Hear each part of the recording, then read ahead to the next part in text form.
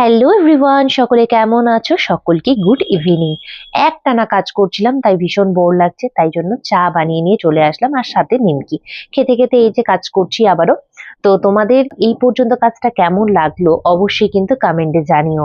আর আগে একটা video post যখন করেছিলাম ফার্স্ট, তখন দেখছিলাম কমেন্ট করেছো যে ফুল ভিডিও চাই। তো তাদের জন্যই কিন্তু পার্ট বাই পার্ট শেয়ার করার চেষ্টা করছি।